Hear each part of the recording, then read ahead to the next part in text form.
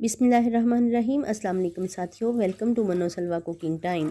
अल्लाह ताला हम सब पर अपनी रहमतें और बरकतें नाज़िल फरमाए। मेरे चैनल को सब्सक्राइब कर लीजिए और बेल के आइकन को दबा दीजिए ताकि मेरी हर वीडियो आप तक बर वक्त पहुँचे। आज हम बना रहे हैं फ्रूट कस्टर्ड, बहुत ही आसान रेसिपी। तो चलिए स्टार्ट करते हैं। पैन में आधा लीटर दूध डाल लेंगे।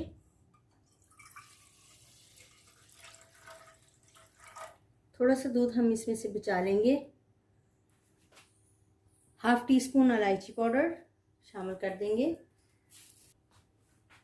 4 टेबलस्पून शुगर है, दूध में शामिल कर देंगे और इसको बॉईल होने देंगे। हमने लिया है 2 टेबलस्पून कस्टर्ड पाउडर और इसमें हम ये दूध शामिल कर देंगे, तकरीबन हाफ कप है, और इसको इसमें अच्छे से मिक्स कर लेंगे। ये याद रखिए कि इसमें गुठलियाँ नहीं बननी चाहिए। कस्टर्ड पाउडर को हमने बहुत अच्छे से मिक्स कर लिया है। मैंने इसमें 4 टेबलस्पून शुगर डाली है, आप अपने टेस्ट के हिसाब से डालिए।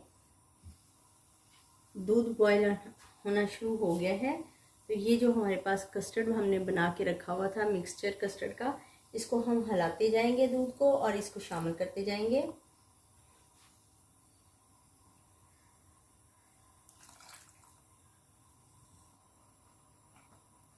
कस्टर्ड हमारा पक के तैयार हो गया है। अब हम इसको रूम टेम्परेचर पे ठंडा कर लेंगे। कस्टर्ड रूम टेम्परेचर पे आ गया है। अब हम इसमें डालेंगे 1 टेबलस्पून किशमिश। फ्रूट्स ऐड करेंगे। इसमें हम डालेंगे ग्रेप्स, सेब और केले, और इसको मिक्स करेंगे।